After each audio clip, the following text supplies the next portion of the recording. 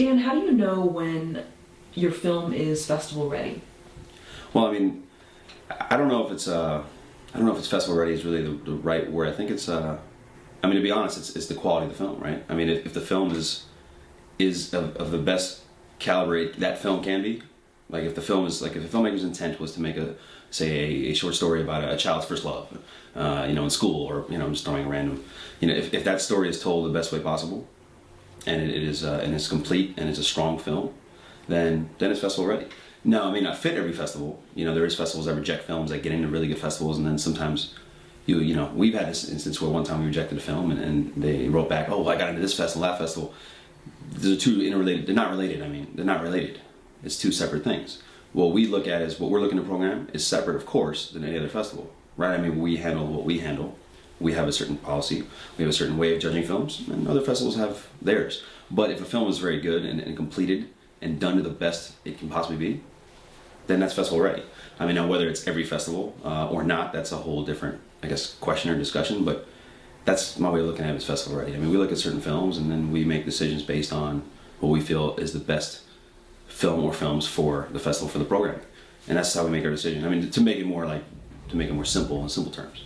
So, you know, it's kind of that. It's basically if we feel the film is of the best caliber it can be for that story and for that film, then I guess it's festival ready. I mean, you know, I know it doesn't really answer it in a certain way, but that's how I look at it, like festival ready or not, is more just is the film, because if the film was not good and we feel it is not up to par, then essentially it's not festival ready, right? At least for us. Now maybe for other festivals they might look at it differently, but that's kind of how we look at that.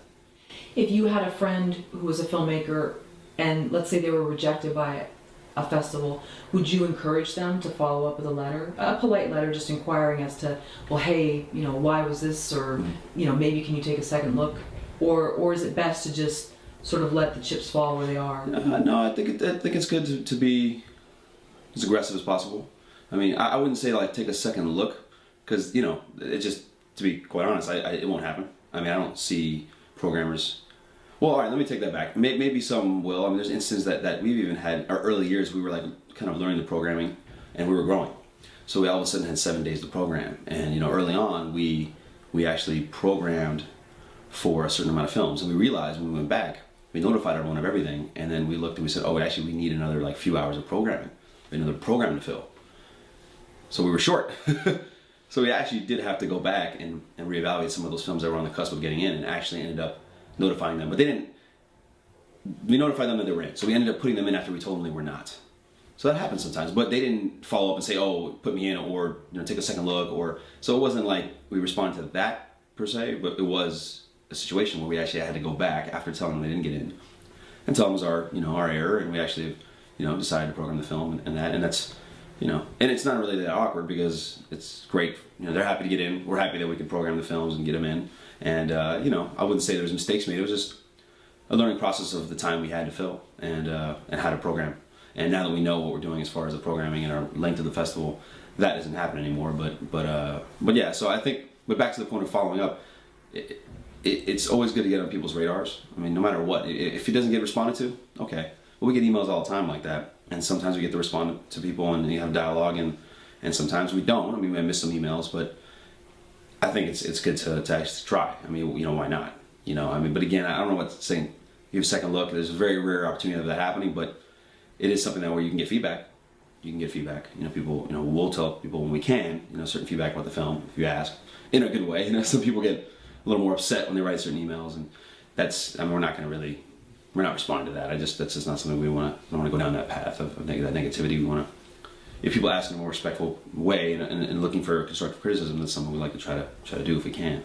So yeah, so you know, I say yeah, it's good to follow up. I mean, again, it's why not? You should always try to follow through. When it comes to the festival, we like filmmakers that are more in tune to the film, in tune to the festivals, and also in like paying attention to what we're doing, and are really like eager to reach out and are more eager to like participate, you know, than someone who just really doesn't pay any attention or doesn't send any emails or is not very responsive. You know, we like the interaction. So I think there's something to be said for people who are, you know, try to put themselves out there and are giving it a shot, you know. What would you say is the ideal length of a short film? That's hard. I mean, everyone usually says like 15 minutes, and Yeah, I don't know, because I mean we have films that are 5 minutes, 7 minutes that are like incredible. We have films that are any number of lengths that are even in the 20s and up to 30 minutes that are incredible films. If the film is great, and again I always go back to this, if the film, if it's set out, no matter the length, if it's 30 minutes, for us it's 30 minutes or under. So, you know, some other, like the Academy is longer, I think it's 40 minutes. If a film is I'm trying to say this the right way, if it's the story is, if it's complete, the film is, you know, done very well with the production value and it's shot very, very well, and the actors are great, the story is good, the story is told, that, you know, essentially the goal is reached, the story they wanted to tell has been told in a very, very strong manner, then it doesn't matter the length.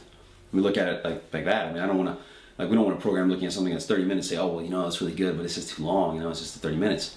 If we feel the film, it holds up against any other film, especially for its category, we have to program that film over others first. We don't want to, like, bump that film out because, oh, you know what, it's just too long. Now, granted, it does take into effect sometimes that films that are on the cusp, whether it's, they got graded a little lower and it's hard to get in and you have only this much time, yeah, we might have to program, like, a film or two that's 15 minutes in length, as opposed to 30 minutes because we can't fit it in that program. You know, say for instance we have a drama, you know, we have a drama category and it's and we already have an hour and a half programmed and we only have 15 minutes left to program for that slot, then yes, if a film is graded equally with another film, that can weigh in, you know, that we can't fit it, it just doesn't fit. So we'll have to push that aside and it might not make it in. But you know, it's again, I feel like it's just, if the story and acting are two things that I feel are very important, you know, that films we're watching, if the actors aren't strong or it's not holding up, your story's falling apart. I mean, you know, you're gonna lose attention, and the film will not be very good. And story-wise, story is important as well. It's like, you know, you have people that have an idea that looks good and it's shot well, and you're like, this looks great, and then the story doesn't take you anywhere, and it just kind of lags.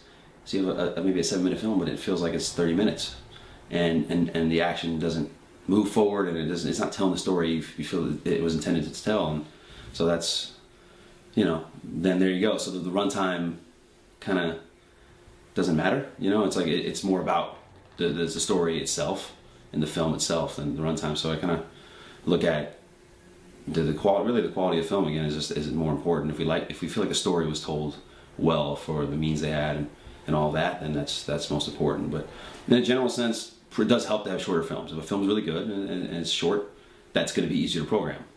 Clearly there's going to be space for it, and it's going to be easier to slot into program. So, you know, yeah.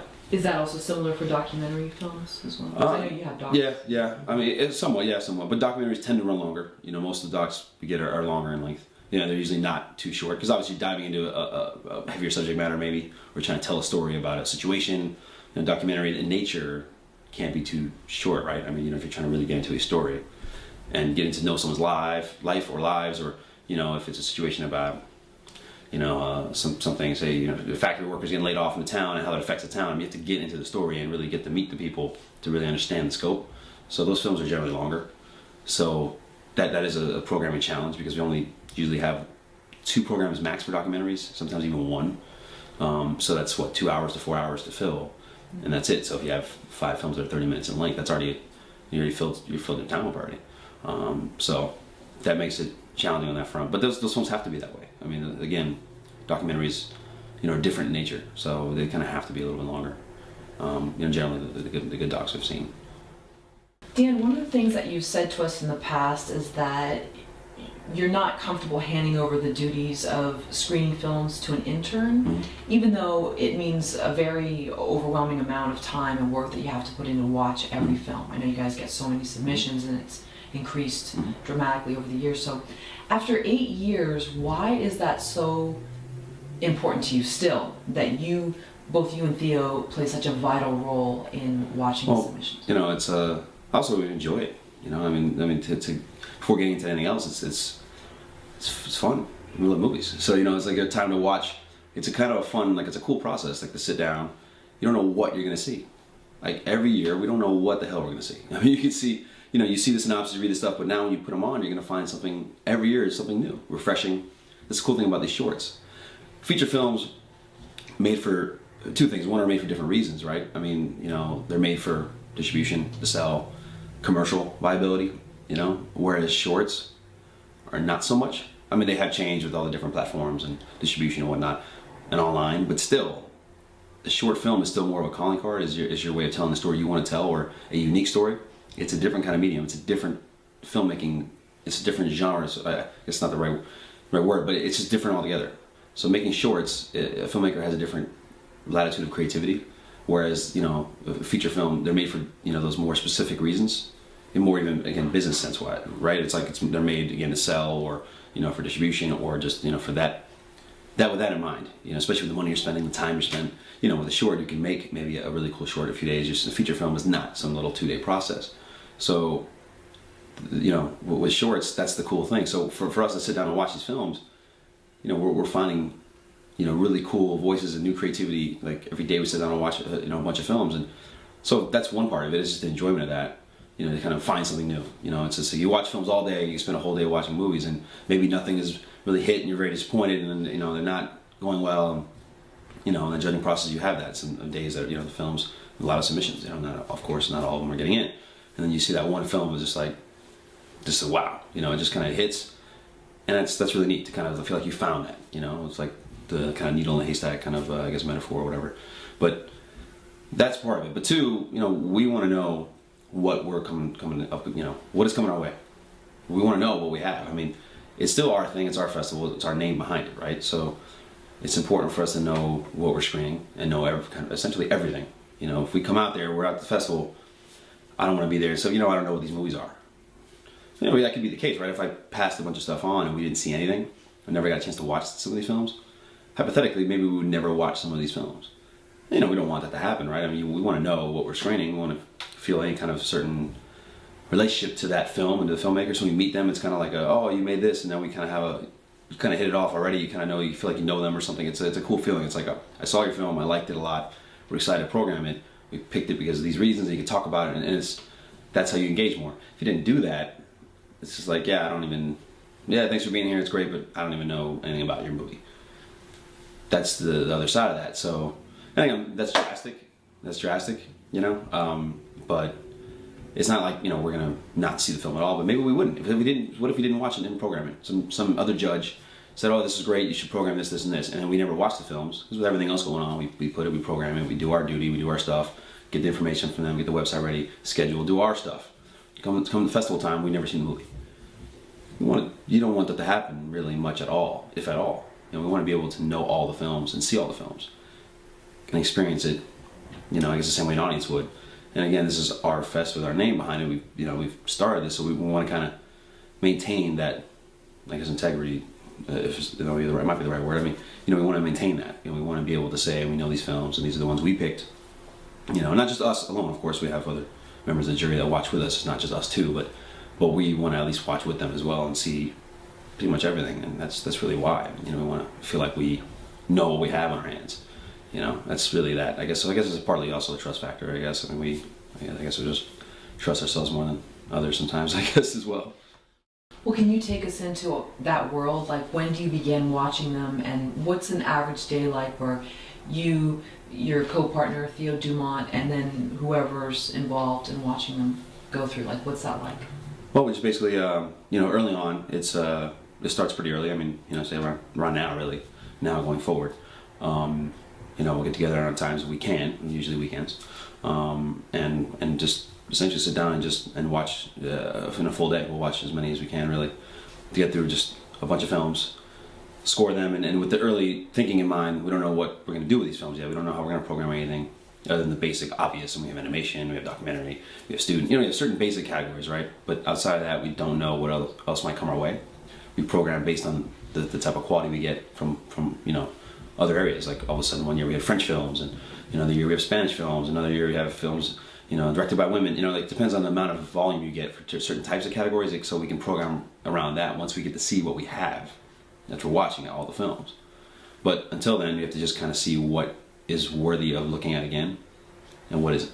That's initially the early process. We're going to watch just to be early on lenient, say, okay, is this good enough to consider, and we can look at it again later, or is this something that we feel after watching the first time is just, this is not going to score high enough, and this is not going to get in. And it's just kind of, that's the early process. So once we go through all of that, with all the films, then we kind of sit and see, okay, now how many films do we have, now how much do we have to program, and get into like a sort of a second round.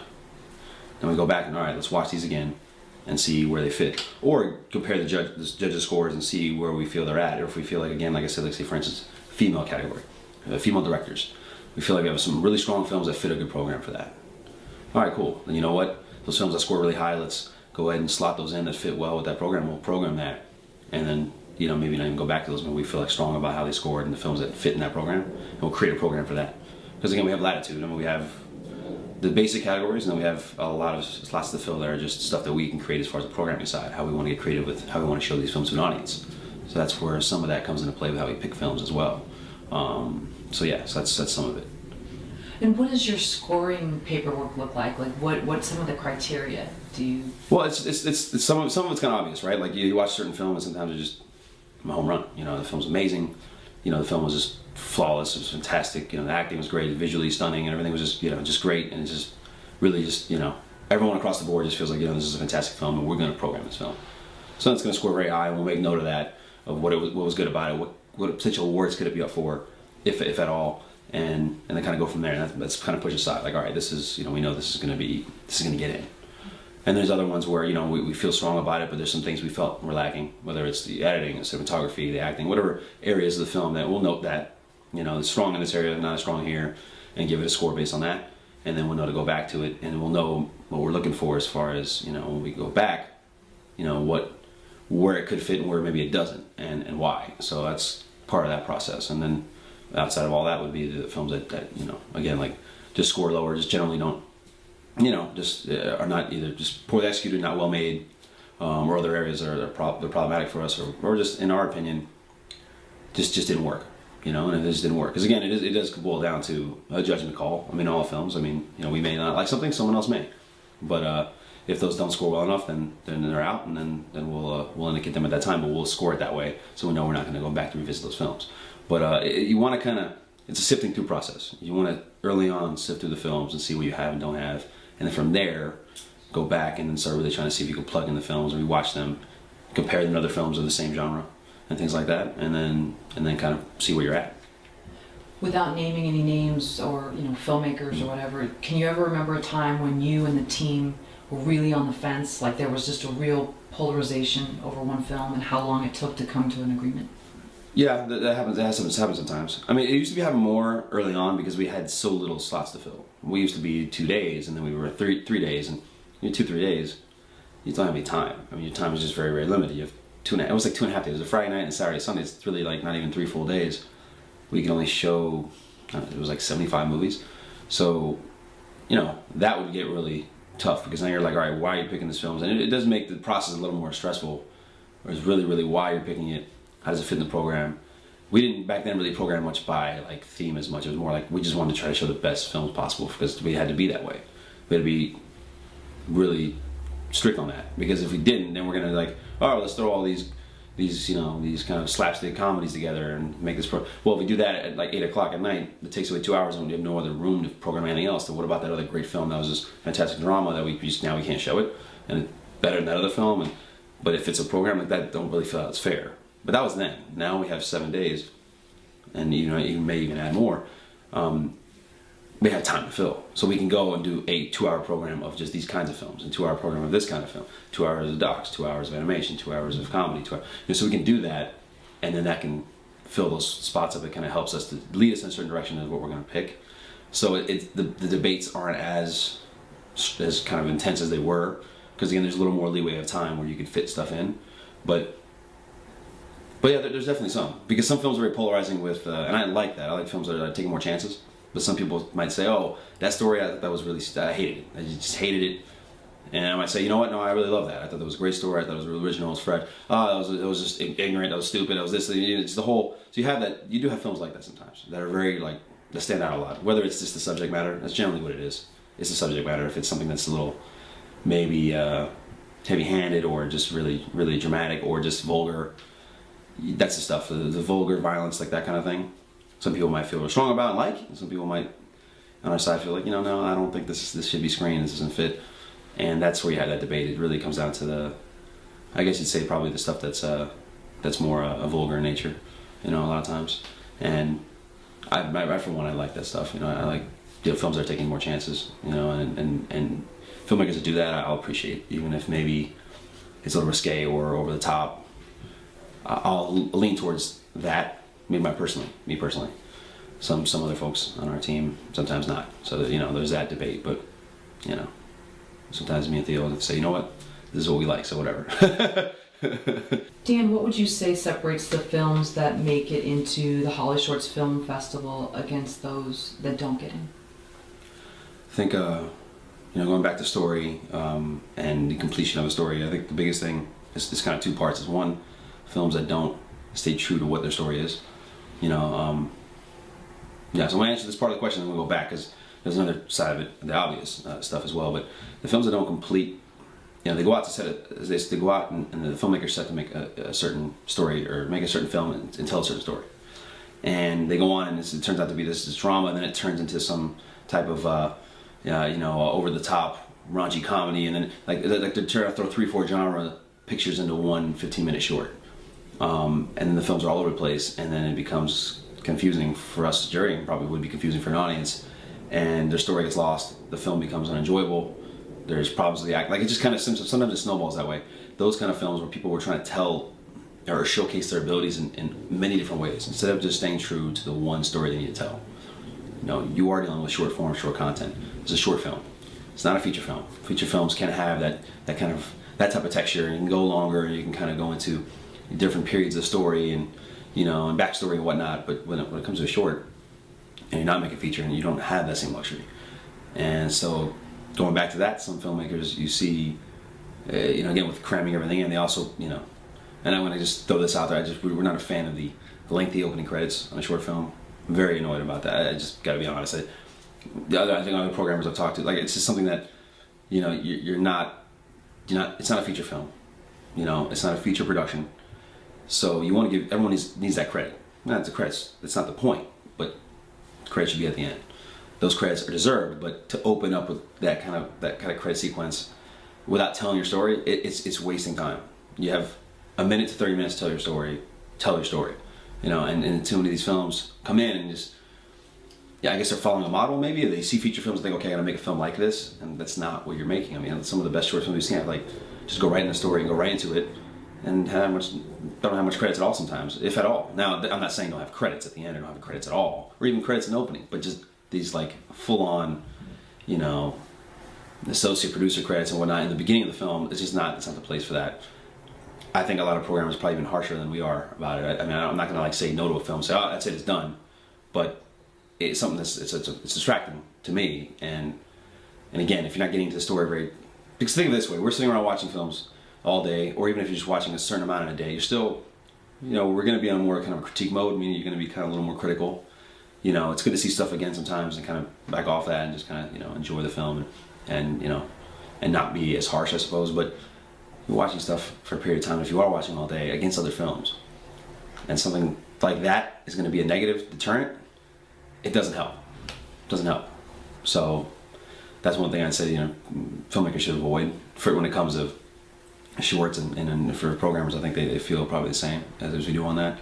But that part of it, the story, again, the issue of telling multiple stories in one film, you know, trying to showcase different sides of their talent, like styles, you know, maybe they're trying to emulate certain styles, certain filmmakers they've grown up watching.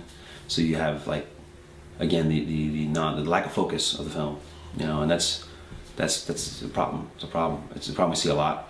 And when you have films that are very, you know, the story is told in a very nice, fluid way, even if it's the most simple of stories, but it's told in a beautiful way and it's executed, that's what we're going to appreciate, and that's what we can look at and say, okay, why can't we program this? There's no reason. You're not giving us any reason to say no. It's kind of one way we look at, like, all right, this film had the elements it needed to have to tell its story to the best it can be. I have no reason to say no to the film. So that's kind of, we're like, okay, then we're going to have to find a home for this and program it, because it just the film works and there's no reason to say no to them.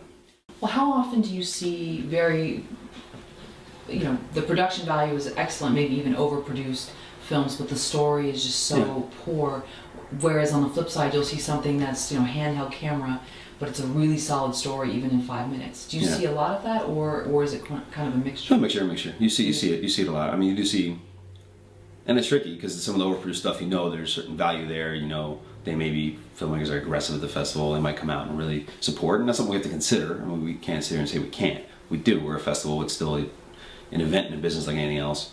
But you also want to put the best product you can out there compared to what else you get. So every year, all the films we have are comparing against each other. We can't look back the year before that. It's about what we have right now and what's the best of what we have, what we feel is best that we can show for this year alone. Not looking at not looking back, not looking at the future, right now. And yeah, so you get some of that. You get these films that a lot of money spent, and yeah, the story is lacking. There's a certain, I guess maybe it's a certain lack of care for that, because I guess they feel like they have so many other elements going for it, or which is kind of interesting. You spend all this money and attention to and do all this stuff, and if the film doesn't have a story, then you're spending a lot of money for essentially kind of nothing, right? I mean, so you see that sometimes. It's kind of that can be frustrating. That is kind of like, because you want to like something so much, and you're like, that's not working. And the opposite, you can appreciate someone making something really interesting or cool, or very well developed, fun short, or really good short that's done with no money. There's something to be said for that. So yeah, you see both sides, and you don't want to judge too much based on all of that, because it can be sort of unfair. I want to look at a film and say, oh well, they didn't have any money and they did so much more with it than these guys had all this money. They just wasted it. It's not. Everyone is still setting out to make a certain project. There's still a process in place. I don't want to overvalue anyone's process and just assume that, oh, they had no money, so this is so much better, and this one they had all this money, so they had it easy. There's still a process they had to get that money. There's still a process they had to make the film. It's easy to sit there and say, oh, well, these guys had this money, and they just, they're lazy, and that's not fair, and it's not necessarily true. Because we have this discussion. It's like, oh, this, a movie that has all this money spent, you're like, oh, well, it didn't work on these levels, so you kind of have an inkling to be a little harsher, but that's not necessarily fair. You don't want to do that too much. And the same with the film that has no money. The flip side can be said. You could say, well, they have no money, but they also didn't raise the money. They also maybe could have. They were scared to make that kind of film. I mean, there's so many things you can really discuss on that front. But the bottom line is we don't know anything about that stuff. So if we get too much into that, and you're judging based on stuff you don't even know about, you gotta stay away from that. Go back to what is the movie? Do you like the film? Does it fit in the program? And kind of keep it simpler and go back to that. Because if you get into too much of this hearsay and kind of thinking too much about what it could be, I don't know anything about that stuff. We don't know these people. We don't know anything about that real history of their film and how the film came to be. So to start assuming that stuff, I don't think it's really that fair. So that's something you always kind of have to guard against and think about. But the discussions are had. We definitely have those discussions. Dan, does someone have a better chance of getting into the Holly Shorts Film Festival as an early submission or over a late submission, or does it not matter? It doesn't. No, it really doesn't matter. I mean, I was gonna maybe say, yeah, you don't want to say doesn't matter, but it doesn't matter. I mean, the honest truth is that it's better to submit early, and we kind of encourage that, and it's good for different reasons. Obviously, it's cheaper for the filmmakers and easier on us. We can get through the process of watching the films and all of that, but we're still going to be going through the process all the way through. And if a film and if we are open to submissions and we're taking submissions, then we're going to have to watch the film and treat it equal like any other film. We're not going to look at it and say, oh, I love this movie, but they submitted on June 1st. I mean, why didn't they submit last week? It's that'd be stupid. I mean, it'd be I don't know if festivals do that, but that to me is kind of moronic. I mean, we want to get the best films possible, screen the best films we possibly can screen. If we feel a film comes our way that we are open to submissions and taking submissions, that means we're still open for competition. We're allowing you to submit, and we're taking your money. We're going to treat the film equally with everything else and just put them all against each other and in a competition setting and see what the best films are, and they'll be up for competition and up to be selected. And that's really the bottom line. I mean, yeah, I don't want to get into thinking of things based on just the deadlines and all the rules so much, because I don't know, again, we're trying to find the best films, and if we like a film and want to show it, and they submit it to us, me personally, I feel like that's just silly, just to say, well, we liked it a lot, but you submitted too late, and we just couldn't program it. Well, then, we shouldn't at that point be taking submissions. If we're taking submissions still and we're open for call for entries, now granted, if they submit after the deadline, that's a whole different story. But we don't really generally want to take some films after the deadlines.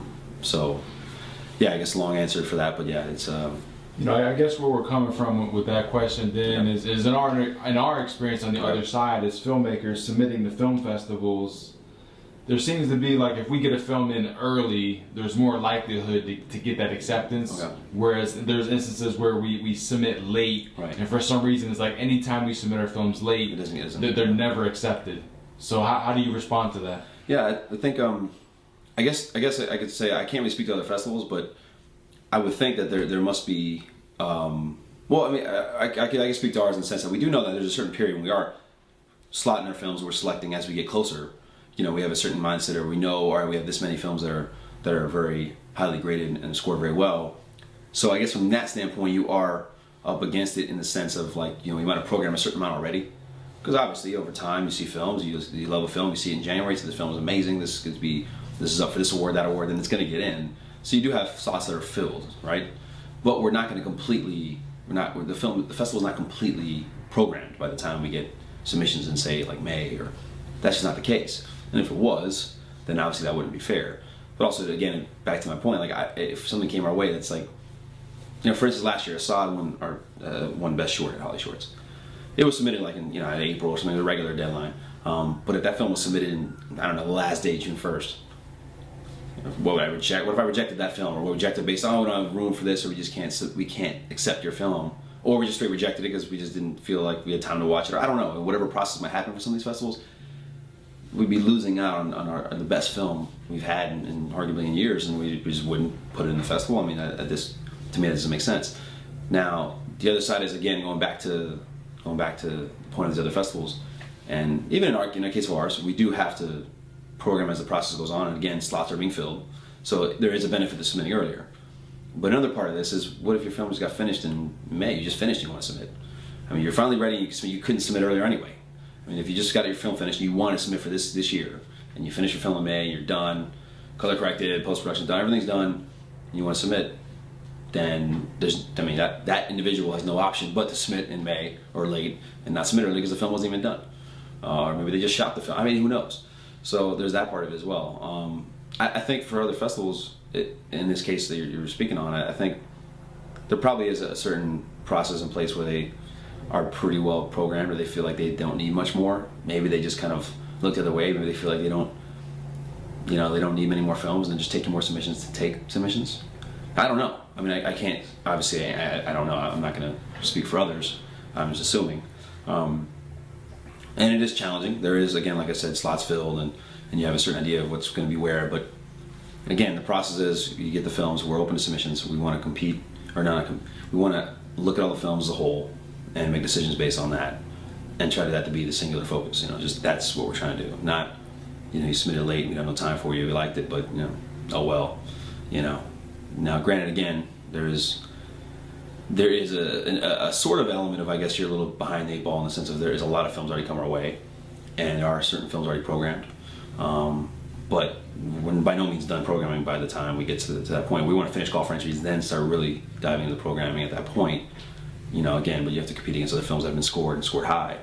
So, you know, yeah, but again, back to how I feel about it, it's like, even if that's the case, if your film is as good as any of these other films, then it belongs in the program. We'd be remiss to not put it in the program and select the film based on something we like, which would be a mistake.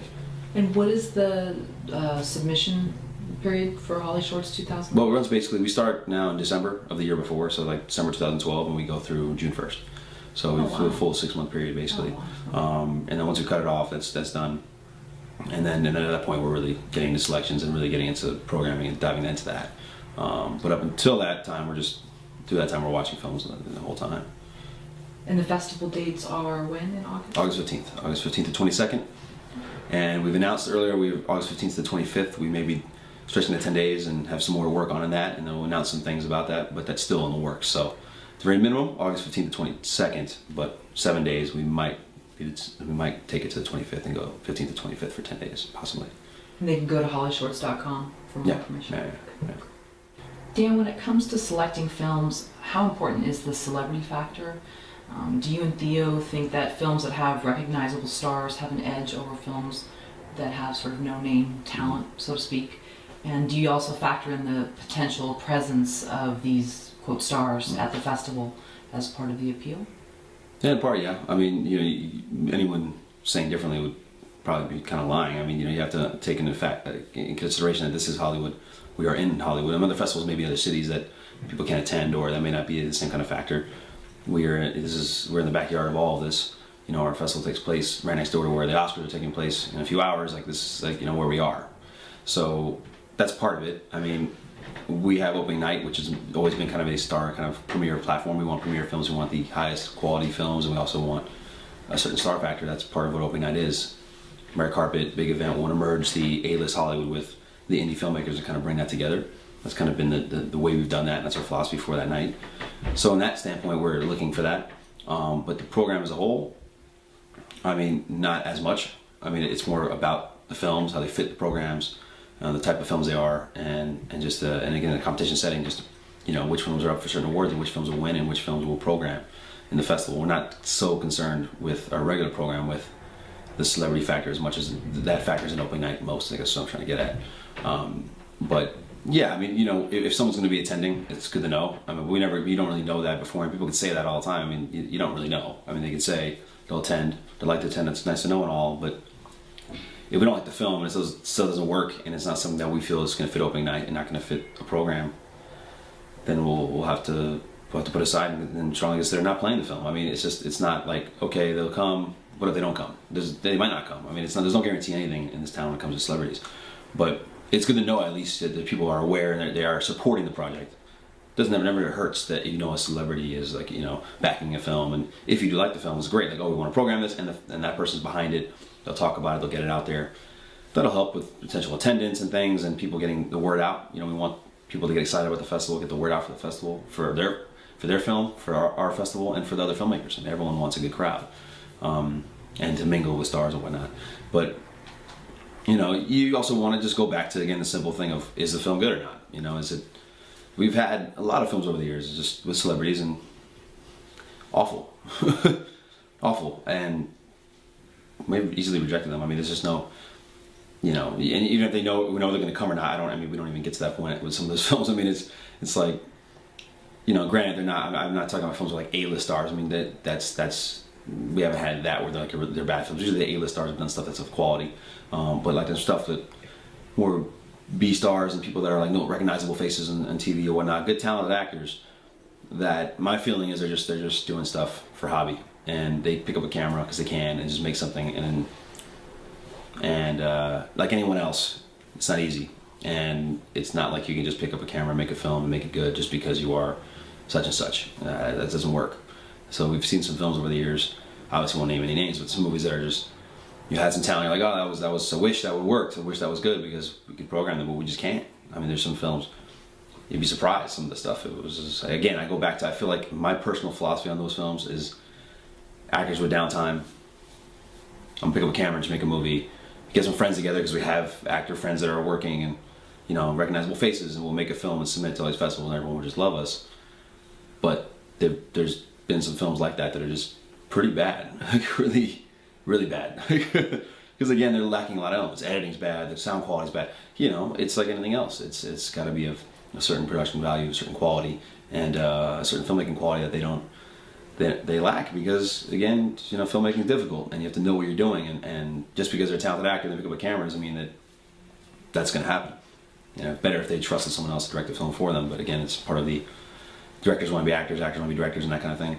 So we've seen some films that no, it's you know, you want to program a quality film on the screen, so there is a, you know, it gives them a more exposure look, like it gives us even a chance to think about it. So I'll say that, like you see a celebrity, oh, I like this guy, he's great in this. So you're going to give it an extra little, maybe you give it a second look again, you're like, I don't want to give it, you might, you know, I'll be honest, but if the film isn't good, it's not up to par, then it's not up to par. And it not only wouldn't be fair, but also, you know, we're trying to program, you know, what we program is what we're picking. So we say, oh, who picked this movie? Oh, I did.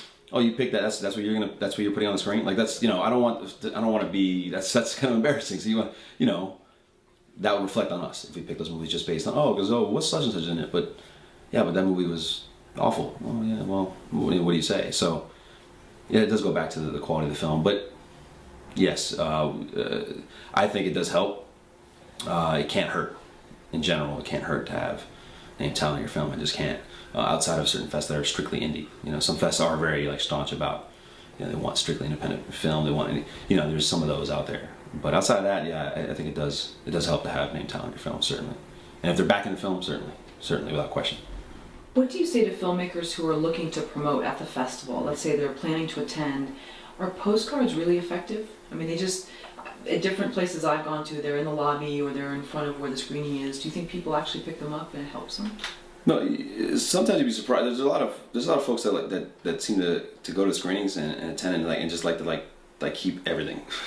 Like they take all these postcards, just like these, I don't know what you could, postcard poachers, I don't know, like they just, oh this, and they start like throw in the bag and they want the goodie bag and they throw all these, they love taking postcards. But yeah, so there's that. But outside of that, I mean, they're good. It's definitely a good thing. You need to have a presence. You want to have something out there.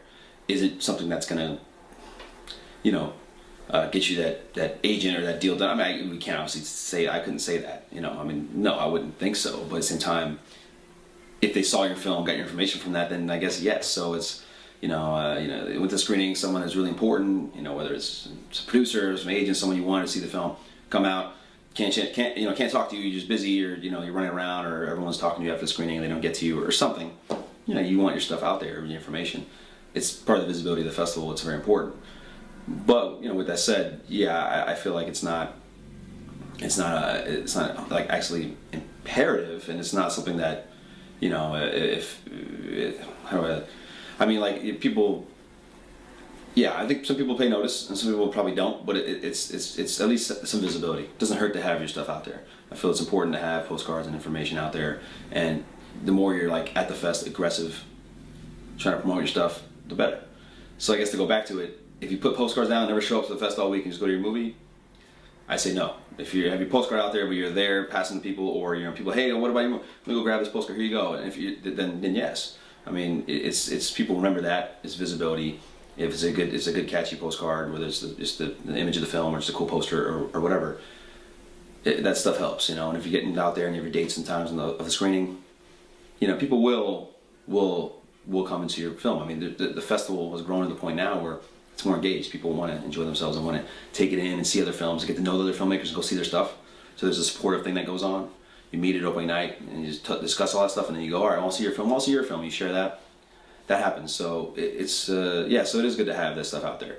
But there's other ways to promote and stuff, and that may be even better than that, of course. But it doesn't hurt to have. You know, I think it's definitely good to have postcards at the festival. But to go back to it, you gotta be there. You know, drop your stuff off and never be there. Yeah, no, that doesn't really do the job. Eric Cohn wrote an article for IndieWire where he calls out the Film Independent Spirit Awards, and he says, quote, for losing their indie quotient, is what he calls it. So you have films like Silver Linings Playbook with like, what, $20 million budget dominating the Film Independent Spirit Awards. We've seen the same sort of thing happen with, you know, Sundance, and to some extent a little bit with HOLLYSHORTS. You have a wonderful all-star lineup opening night. It's fun to attend. So having experienced this kind of growth yourself, maybe that's sort of that flip side of the problem of prosperity, is there any way to avoid the quote star system and remain truly indie, or is that just part of the growth? And are there pros and cons that if you don't put that star power in there, then you don't ever go to a certain level? Well, I mean, there's a lot of ways that, I mean, it's a good question. There's a lot to kind of cover with it, because like, there's different ways you can go with for one, with HOLLYSHORTS, we're still obviously a short film festival. Short content. We do screen some features, and we try to tie in the alumni with that, and we've done specials like NARC screening last year, and with Joe Carnahan tying into the award, and so there's some of those elements. But outside of all that, you know, we are a short film festival, trying to make it the largest and best short film festival we can. We're in a different place as far as what we look for, what we're getting. The content that comes our way is different than what Sundance is dealing with, and some of these other festivals, Tribeca, Cannes, you know, whatever. I mean, Toronto, you know, and the Spirit Awards, like what their agenda is obviously different than what our agenda is. In some ways, it's always the same. Of course, you want the most exposure, you want the most attendance, you want the most press and hype and excitement for the films, for the festival, for everyone involved. But outside of that, there is a different deal in place, and what, like, say for instance, again back to the Spirit Awards, you know, what they're dealing with, what they're trying to do, what Sundance is trying to do, the star power. it's studio driven. You know, they're trying to support studios, trying to get films screened that will get acquired. You know, there's stuff like South by Southwest that opens a lot of times with studio films, trying to promote. Essentially, it's a marketing plan. Part of the marketing plan is to open at these festivals. So they're going to obviously back the festival. They're going to select the film to screen it because the studio wants to open and premiere. Did it with Last Exorcism in 2010. Lionsgate premiered at South by Southwest opening night. You know, stuff like that. That's where the studio integration with the festivals that are of that size. That's where that happens. Where you lose some of that indie feel, so to speak, or you lose some of that indie spirit, really. But that's for those fests and for those situations. I guess it's, you know, what do you do? You know, I mean, it benefits, you know, the festival. It benefits the people backing the studio, the film, everyone involved in both parties. It benefits them to screen these films. So and in that regard, it's tricky. You know, it's tricky. But I think in the end, there still is a lot of good independent film that gets play and gets love at these festivals. So I wouldn't say so much as like, oh, they don't get any more recognition or love. You know, maybe not as much as they used to. It has changed. But that's speaking on those festivals. Now for us, you know, we're seeing more. There's been a shift, and we were seeing different quality content. You're seeing more star power than before. Nowadays, more than ever, you know, you can pick up that camera and make a movie. People like the actors want to be directors, directors want to be actors. So you have these actors that want to go to that side of the camera and do that. The best way to do that is to, you know, you generally create a short. So you're going to make a short film because you want to showcase your talent, also try to essentially kind of like practice for someone who's got industry connections, who has money, they can produce their own film. If you're an A-list celebrity, you know, what's it to you that you spend anywhere from $5,000 to $100,000 on a short film? I mean, it may not be much for you. So they can produce it themselves and make a film and tell the story they want to tell and get it out there. So obviously we're offering that platform for any filmmaker, whether A-list star or just strictly independent filmmaker or student filmmaker or young filmmaker or whatever. So yeah, I mean, you know, we're gonna support, you know, we're gonna have to, you know, play both sides. I don't even want to say it that way, but we have to support the indie filmmaker. That's what we're about. But also, you know, we're also in the business, and we're in Hollywood. We're in the business of Hollywood. So you have the opportunity to showcase stuff that's A-level talent. I guess what I'm trying to say, I guess I'm talking in circles here. What I'm trying to say is the back to our opening night. You know, we want to make that big splash. I want to really try. I guess the goal of the festival, in part, is to bring in the celebrity, the Hollywood, the Gersh, you know, the big agencies, the talented executives, and the people that are really backing films and financiers. And you want to bring all of that business to the festival and have them mingle and interact with and see the independent filmmakers, independent talent we have.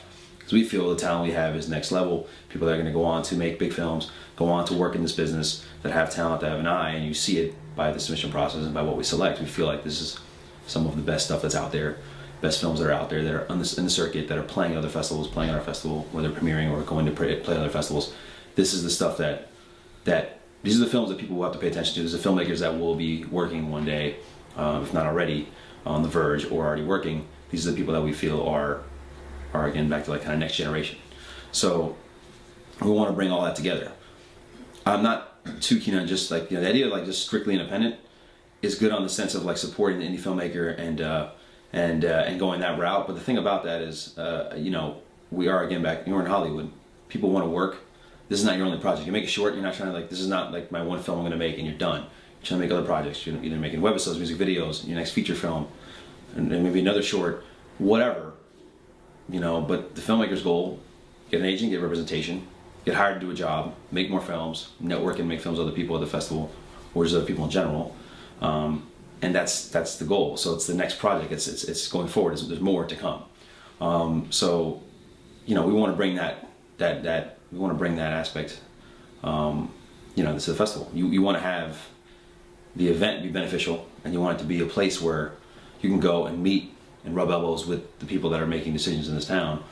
And if it's not that, then, you know, then you gotta try to get there. That's the goal, at least for us, I feel. And it's, I think, the goal of a filmmaker, indie or not. You know, and that's the goal for anyone, really. You know, I would think, and I feel.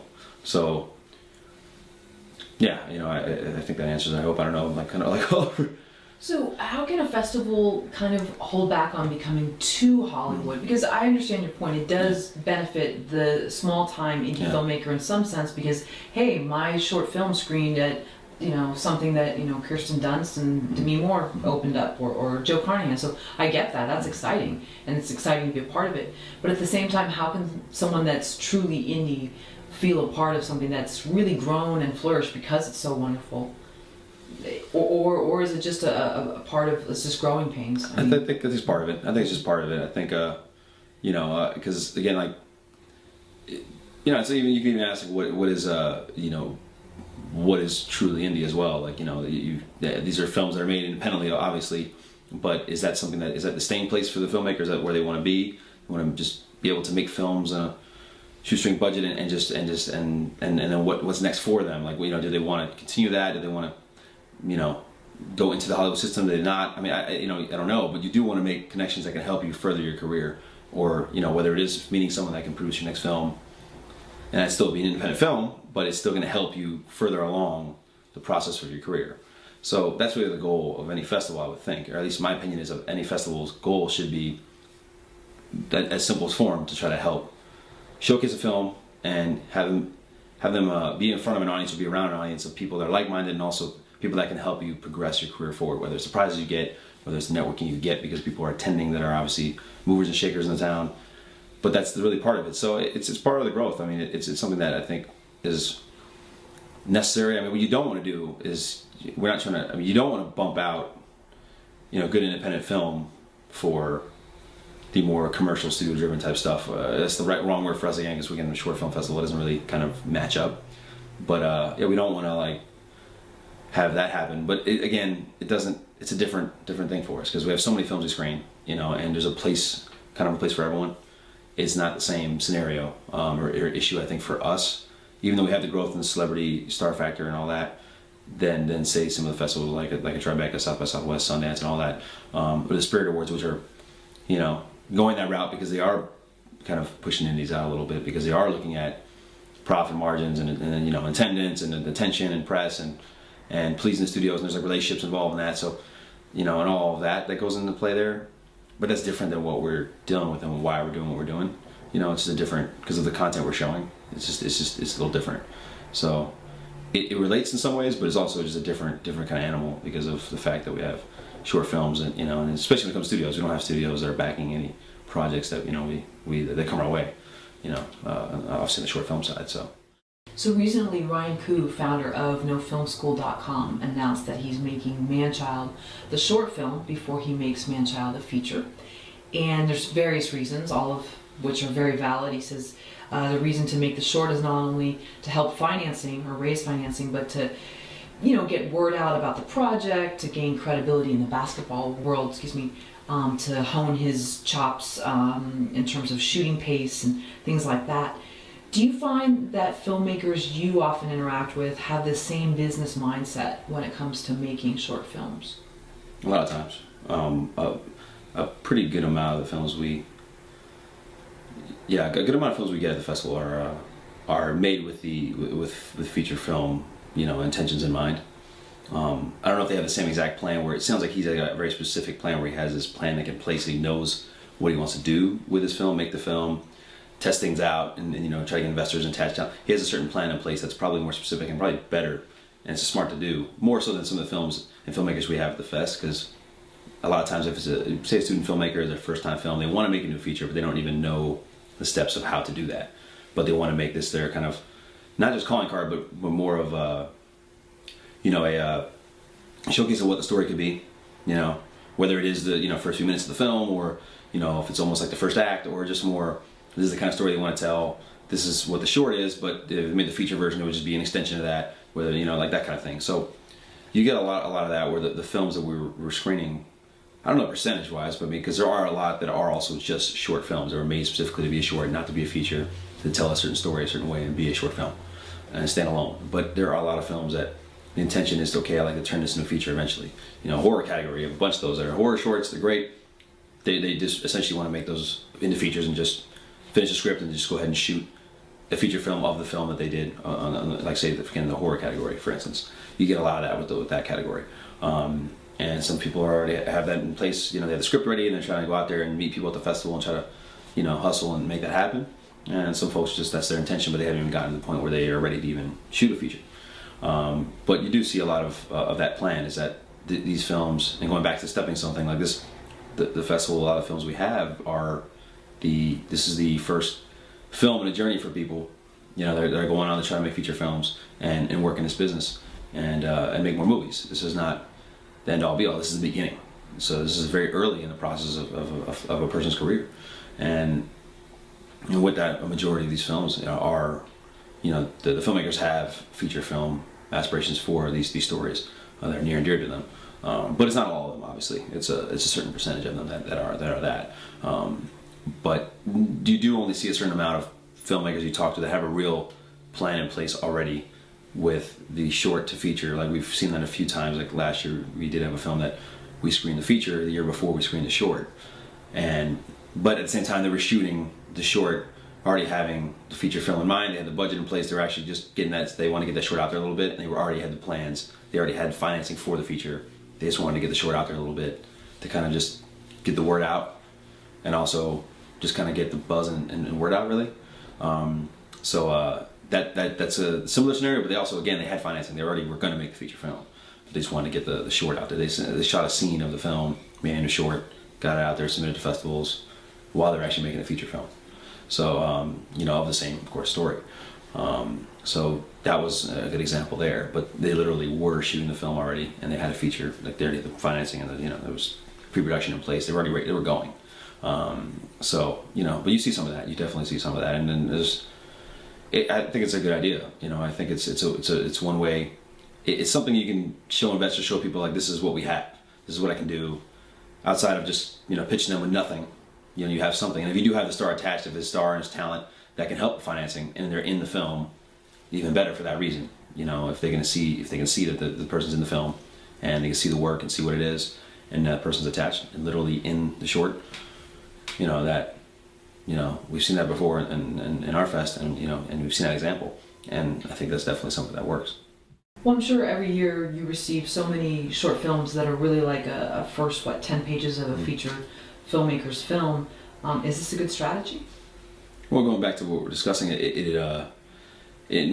yes, but I will say that there is something to be said for, you know, the festival itself. We are screening short films, we're screening completed films. We want to screen something that's, you know, if it's a competition for a category, this is a film that's, if it is a, you know, a drama, you want it to be a completed film, a drama, not a open-ended 10-page, you know, story where it's just basically the first act of something, and it just leaves you open-ended, and then you're like, okay, this film itself isn't complete, so how do we take that?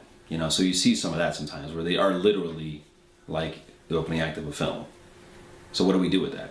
You know, that's a challenge for us. Like, okay, is this something we want to program? Is this that we like the film enough, or again, there's other qualities where it's award caliber with its cinematography, or it's award caliber with its editing, or, you know, or the director's great, and we just feel like that you know, this person can win that, potentially win that category, and things like that, you know, like in the competition sense. But what about the film itself? If playing an audience, if, you know, you're screening it for an audience, as part of a program, some of those films are very literal in the sense that they are made, you know, very open-ended, 10, 15 pages in, 15-minute movie, opening of what it would be a feature, and then the movie just ends. So from that standpoint, that's incomplete. So how do we judge that? So you see that often enough, and that's something that, you know, it's really hard to say. There isn't really a good answer. We've programmed some films like that, and some we haven't, partly because of that. You know, we felt like, you know, the film itself it felt like it wasn't done, and the story was incomplete, and so it's something that we, you know, went ahead and passed on. And sometimes we just like the film enough, where the story is even going, and the execution of the film and the quality, and so we go ahead and still program it.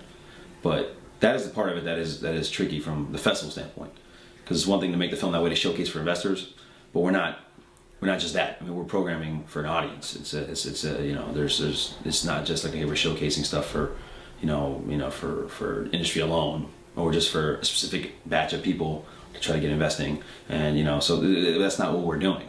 I mean, that's what they're doing, and then they might want to set up a screening for those people independently with this film, like, oh, this is the first few minutes of my film, and this is what it will be. But that's not what we're doing. So that is something that's tricky, and we see that sometimes, and it's, to be honest, I'm not sure, you know, really not sure how we feel about it. I mean, I like it, you know, I like that people have that goal in mind and they're already planning and they're prepping and they have probably a script in mind and they're ready to go, and so when they go to a fest they can go and network and pitch and say, okay, I have this ready, and they can pass on something and then they're ready to go. But at the same time, you know, if you know, we are again screening short films, but they are completed films. So there's great films that are out there winning awards, the Oscar-nominated shorts. Nothing is, you know, obviously an incomplete film or a first 10 pages of a script, you know, type of thing. Those films are short films, and they're completed, and they're great, and they're stories in themselves. They're not open-ended where it's like just an opening act of something. So that's something that obviously we kind of always struggle with, all, you know, for years now. I don't really know, we don't have a direct stance on, I don't know exactly our feeling on it, just that again, we like the filmmakers to be aggressive and want to be trying to progress and move forward with the career, but at the same time, from the standpoint of the film, you know, you want to screen the best films possible, and sometimes those films, because again they're not completed films, and they may not be, you know, up to par with some of the best films. Dan, we know that in 2012, you and Theo screened the works of The Storm and Issa Rae, who's the awkward black girl, who are both prominent YouTubers. And we're wondering, are you seeing a shift that favors the work that YouTubers are doing? Yeah, kind of. I mean, you see now more than ever. I think there's definitely a bigger popularity for these web series now than I think we've ever seen before at this point. I mean, just case in point, the last few.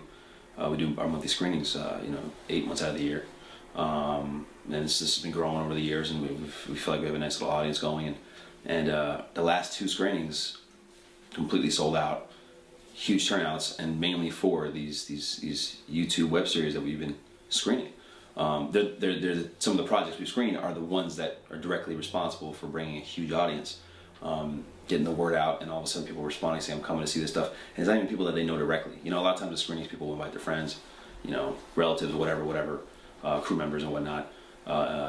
These YouTube films and stuff that's online, and whether it's on Machinima or some of these other sites, the followings they have, and the fact that people want to go see them because they don't get the screen often. They're online. You can see them online all you want, but to see a new episode, or even an older episode, but with an audience and a big screen, people seem to clamor for this stuff. I mean, the turnouts were huge, and it was excitement to see these projects. So I'm trying to see that more and more now, in terms of like actually what we're showing when we program them, and the response and ticket sales to those programs we have. The festival every year, the webisode program that we have, we always program 1 or 2 programs every year of the festival of just, you know, online content. It sells out every year. So you see that now more than ever. I mean, when we first started doing it, we weren't so sure. We didn't even know if it was a good category to do, because early on, like, the quality wasn't as up to par with, say, like a really well-made short film. Like, some of the quality was a little bit worse off. You know, there's not as much money spent, there's not as much time and care spent. But now that's changed. The quality's gotten better. The attention to that detail has gotten better. The quality of equipment's gotten better. The money spent, because people see also the value of where they can go. They're self-made, and they can make money on this now. It's not just like, oh, we're doing this, we're getting attention, people like us, we have Facebook likes, we have fans, and people watch the video and share it. People are actually, you know, this is the point where now you have hundreds of thousands of views to millions of views for some of this stuff. That's actually, there's dollars now translating for that. You know, you have, some of these companies are acquiring these films, not even acquiring the films, but really like hiring the filmmakers to make the stuff on their channels. So they're getting paid, or they're hired guns essentially. You're getting hired to make your content, or to make content like it on some of these sites. You know, it goes from YouTube, but it extends out to some of these other distribution companies, and you know, and it's that online space has changed, and it's certainly important, and it's certainly, I'm glad we do now. We've acknowledged it for years, but when we started, we weren't so sure, and now looking back, like, wow, that was years ago now, and look where it's at now.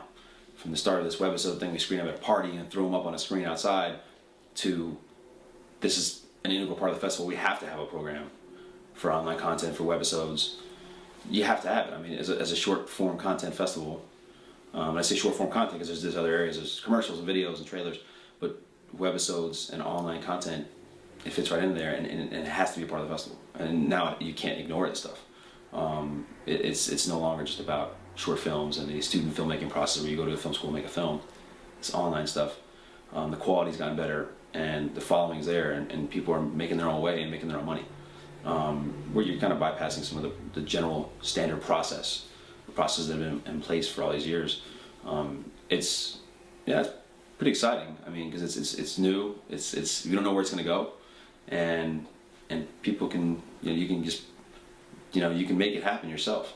So that kind of entrepreneurial spirit, it can take place here, and you can really thrive, and that's pretty cool. And that's something that up to the last few years wasn't really the case. I wouldn't say it wasn't the case, but it's definitely changed. It's definitely changed, and we can see it. You can definitely see it with the screenings, the attendance, and the kind of popularity of the stuff we've shown. Well, keeping in mind the Freddie Wong and his whole crew and Issa Rae and DeStorm, with those people in mind, what would you say are the ideal platforms for distribution for short films? Well, I mean, it's different from, there's different platform distribution. I mean, you look at, for instance, like those guys, they've already made their own, essentially. If you're on YouTube and your channel's really, really booming, and you have, subscribers that are in the 6-figure range, and you're really doing very well, that's your distribution right there. Or you go to, all these other channels that acquire stuff or acquire the filmmakers, or not acquire the filmmakers, but pay the filmmakers to either acquire their content or make content for them on their channels, referring back to like Machinima and some of these other companies. That's where that would be for them. That's where that goes. For the short films specifically, more of these standard, like I guess they use the word standard, but the shorts that are made in a more traditional sense. For us, a big partner in a company that obviously is out there acquiring films is Shorts HD. Shorts HD has acquired films for years at our festival, and comparable to some distributors out there, it's a fair rate they pay. I mean, I know the European distributors, some companies out there that pay very, very well, and then shorts in Europe is treated differently. Short films, the distribution, they're on television, they're they're producing content. Like they definitely look at shorts in a different way. They have a much more a bigger love, I guess, or respect, and there's actually more money involved when it comes to shorts in Europe. But with Shorts HD, they acquire a lot of content at the festival, and they're different because they're going to showcase stuff on TV, and you can't be online. So their deal is it's TV only. You can't be on the internet while you're actually on the channel. So it's two different things right there. I mean, if you have something on YouTube, that content is not going to be acquired by Shorts HD. They can't play your film. They won't make a deal with you. But if you're in the traditional sense doing festivals and you haven't gone online, you don't want to be online, you can be on Shorts HD and be on television and on their site only, but not on other sites, and get great exposure there. So that's one avenue, but it's a different avenue than going the YouTube route or that, because there's just two different things the way they treat it. And other companies are like that. Other distributors that are on television, they don't want their stuff, I guess they're looking at it like they don't want it diluted. They don't want it to be on the internet as well as be on the channel. They want it to be sort of, for the time they had it, exclusive. So that's some of the ways you can get distribution, some of the avenues to go. But they're a little different. There's the TV kind of route where it's, for the time being, they acquire your films exclusive, and then you have the stuff online where that's a whole different world, and they don't really generally merge, because again, these TV distributors don't want to buy films that are on TV. I mean, and they want it on TV exclusively. What's the point of having the film on both, online and TV? It just doesn't work for them. So that's some of the ways you can get distribution. So what's the most extravagant submission that the Holly Shorts Film Festival has ever received, and did it work? Like we heard one gentleman submitted to a festival, and he sent like a hipster gift package, which was like Pabst Blue Ribbon beer and some popcorn, different things like that. Yeah, and they said, very nice, thank you. Yeah, we've gotten, there's been, we've gotten some extravagant submissions, but nothing like that. So I kind of disappointing. With 9 years going now, we haven't got anything that, I figured we'd get something even crazier at this point. We kind of haven't. That's, now thinking about it, like it's a little surprising.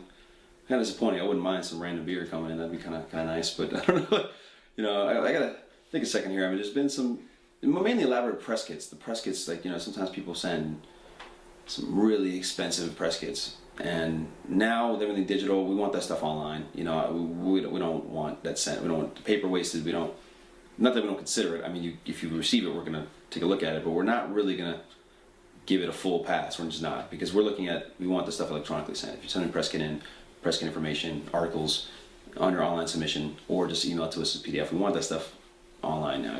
Just that bulk mail and getting all that stuff.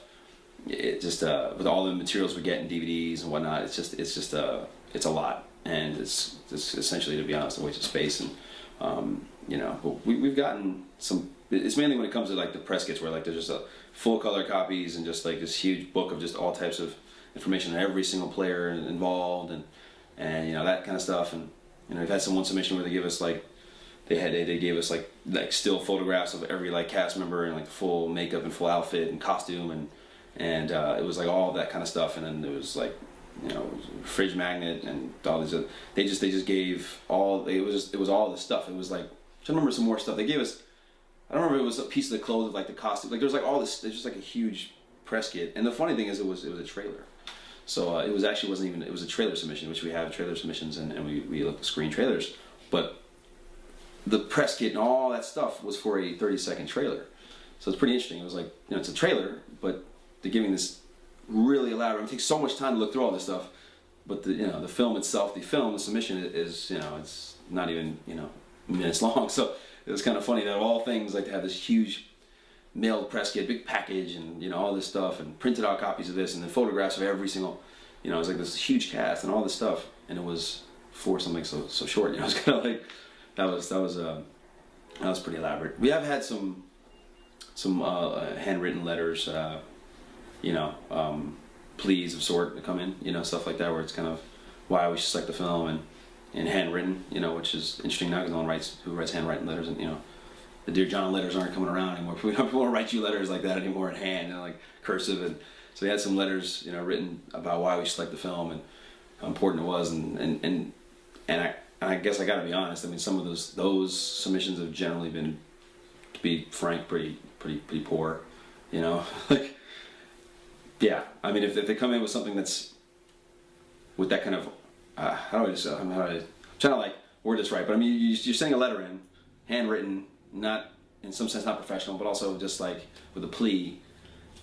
You got to assume the film's probably not going to be good, and they haven't been in that sense. When that happens, that happened a few times. They're not. They're just not. You know, the film will speak for itself, and you don't have to send a handwritten note that way. I mean in the sense of like on paper, handwritten, cursive, like a long letter, not like, hey, thanks for looking at my submission. You know, that I'm not talking about that. Like that's nice, and people do that. It's cool. Little, you know, on the business card, write, you know, little thank you or something. You know, that's fine. So but, like a calligraphy manifesto. Yeah. With a plumed pen or something. Yeah, all that stuff. Yeah, that kind of no. We don't. That's not going to necessarily help at all. It's like you know, the film will speak for itself. But can you help us put together a film festival checklist? What are some of the do's and don'ts and important things that a filmmaker should include in their package to it? Yeah, well, you know, we're gonna go back to the press kit stuff. I mean, we do with our submission require an online press kit in PDF form, or you know, in any form emailed. We don't really, and we've now put in our rules that we don't accept, you know, mailed press kits anymore. But at the same time, we won't reject the film if we get something and they send a press kit in the mail, and we're not gonna do that. But in general, I think festivals will, you know, if they have a rule in place where they say, you know, we need, you know, a PDF sent in, or maybe an online submission on a letterbox of your press kit with whatever instrument, whether it's press information, articles, your bio, all that synopsis, all that stuff, and your JPEG, you know, production still or whatever. That stuff needs to come in. For a lot of festivals, you know, it needs to be however they require what they ask. So if they ask you to send it online, you send it online. If not, they may reject the film based on just not following those rules, whether it's something mailed in when they don't want mail.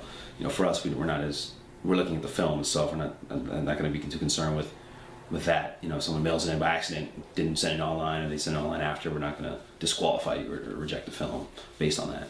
But yeah, the basic checklist really is generally it's good to have a strong online press kit, website information, Facebook information, like information about where to find more info on the film, seeing that there's an online presence, having your press kit sent in, you know, production stills, poster, image, or whatnot, sent in with your application and your full information on contact info, the basic stuff, synopsis, bio, all that. The more of that, the better. It shows that people are taking consideration of time, you know, to actually have that information available. You know, you submit something and there's like no information. When we're requiring a press kit and you send nothing at all whatsoever, you know, that's a certain lack of attention to detail that you take into consideration. You know, it's not something that you're going to make a decision on. And it's, again, speaking for us, I'm not, you know, we're looking at the film itself. This film will speak for itself. But for some festivals, they will look at their rules and be strict about the rules. If they tell you to submit X, Y, and Z as far as press kit, you know, synopsis and whatnot, detailed information on the film, and or how they ask you to submit the film. If they wanted a blank DVD as opposed to marketed DVD with a package on it, or laurels of other victories and things like that, some festivals don't want that. And if you do that, and the rules are stating they don't want that, they will disqualify or reject your film. So it's important to pay attention to those rules. But for us, for our festival, we tend to be more lenient on that. We do have requirements of the basic stuff, of what we want, as far as a DVD or online stream, not just a link sent over. We want the film sent one of those two ways, and then our press kit and film information and stats, bio, runtime, all that stuff, formats sent to us. But we're not going to reject a film based on, you don't have that information. Eventually we'll need that information, but if you don't send it in a timely manner, we're not going to.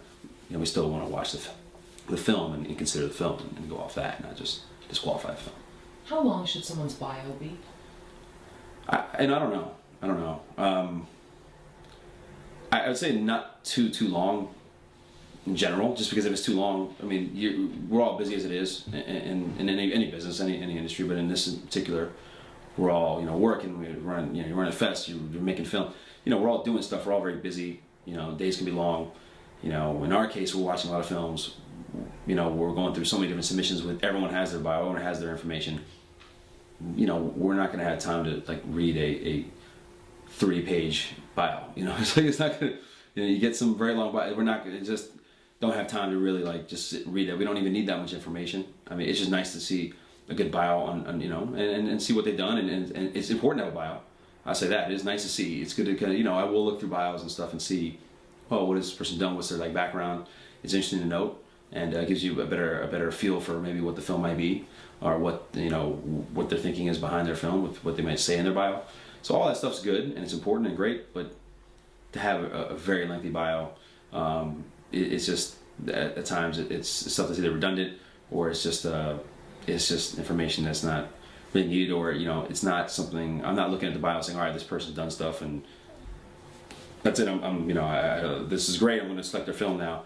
It's not going to sway me that way. So it's not for any programmer. Probably I don't think it. It's nice to see it. It's important. It matters, but it doesn't, only slightly. So I say just a bio that's concise and with the main information about someone's career. It's good to get into stuff that's really lengthy. I think well, let me speak for myself. I'm not going to read it all the way through. I don't think so. No, I usually don't. So if it's that long, no. That's just too much. What should an electronic press kit have in it? What are some key elements? It depends, because some are just production information, stills, stories from the set, articles, information on whatever media they have, whether it's their website, Facebook, Twitter, all that stuff. And that's kind of the general, simple gist of it. But see, the thing is, some films have all that. Whether they've had a lot of articles written about them, anything that's ever been written about the film, from other festivals, articles from other festivals they got when they screened somewhere else, good write-ups about the film, all that stuff, that should be in there. But some films don't have that. Obviously some films, maybe it's a world premiere, they obviously don't have much information outside of the basic stuff, whether it's just images, stuff from the set, stories, bios and whatnot from the crew and cast and everything. And so some of that information would be in there, and that's what we'd like to see. But if the film doesn't have any kind of history, outside of just being a new film, then yeah, we can't, obviously you can't require articles and whatnot, and some films don't have articles written about them yet. So it'd be more full of a press kit when you have a film that's gone through more of a festival life. But the very basics, it's a lot of information you have in your application, which is, synopsis, information on the film, bio, cover letter, story of people like to put stories of the production, pictures from production, things like that. And that's some of the stuff we'll see, and some of the stuff we like to have.